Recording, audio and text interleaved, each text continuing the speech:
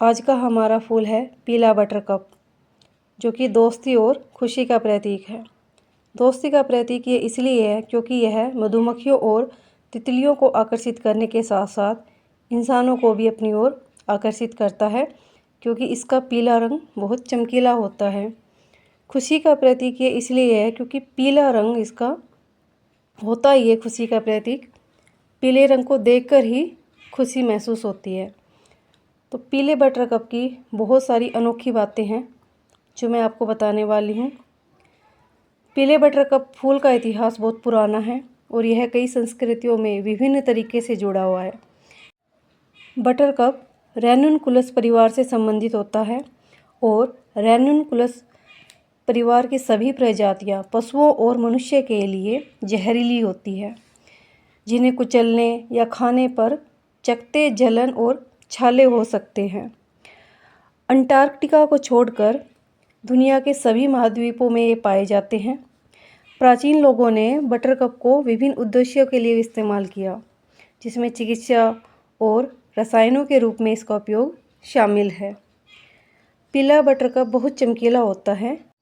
पीले बटरकप को अपना चमकीला रंग पंखुड़ियों की सतह परत में मौजूद पीले रंग द्रव्य से मिलता है और उनकी चमकदार चमक ये एक अनोखी घटना है जो कुछ तितलियों और पक्षियों के पंखों में होती है। इसकी पंखुड़ियों का उपयोग विभिन्न प्रकार के हस्तशिल्प बनाने में किया जाता है, जैसे कि फूलों की माला, गुलदस्ता या अन्य सजावटी वस्तुएं। पीले बटरकप को क्रोफुट के नाम से भी जाना जाता है। इसकी कुछ कहानियाँ भी हैं जो प्राचीन काल से चली आ रही है। बच्चे पीले बटरकप के फूल से खेलते हैं। बच्चे पीले बटरकप के फूल को अपनी ठुड्डी के नीचे लगाते हैं और दूसरे बच्चे देखते हैं क्या उसकी ठुड्डी चमक रही है। अगर उसकी ठुड्डी चमकती है पीले रंग की, तो बच्चे कहते हैं कि इसको मक्खन पसंद है, और अगर ऐसा नहीं होता है तो कहते हैं कि इसको मक्खन पसंद नहीं है। इस फूल का नाम ही बटरकप है।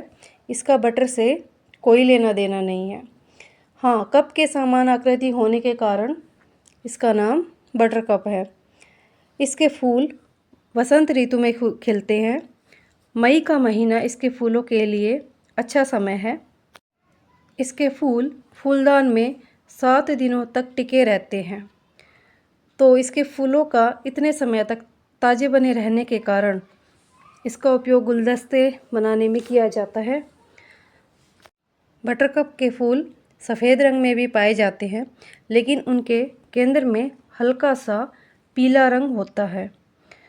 तो बटरकप के फूल में हमें ये ध्यान रखना चाहिए कि इसकी पत्तियों को हम सीधा ही अपने हाथ से कुचल नहीं सकते और खा नहीं सकते, क्योंकि इससे चकत्ते और जलन होने की संभावना हो सकती है।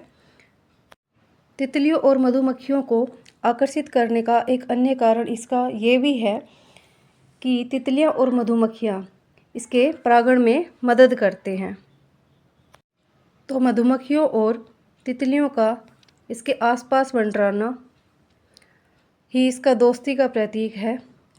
इस फूल से हमें ये शिक्षा मिलती है कि जीवन में दोस्ती और खुशी का मिलना बहुत महत्वपूर्ण होता है। यह फूल भगवान विष्णु को समर्पित है। इसे पूजा पाठ में भी उपयोग किया जाता है।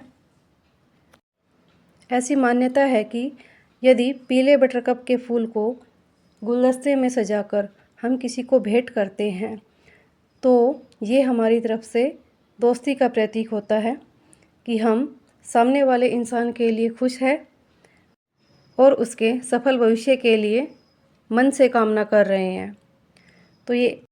तो ये था हमारा आज का फूल पीला बटरकप।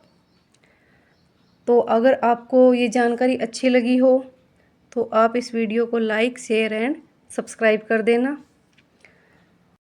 कल की वीडियो होगी गुड़हल के फूल के बारे में, जिसे चाइना रोज भी कहते हैं। गुड़हल के फूल भी अलग अलग रंगों में पाए जाते हैं।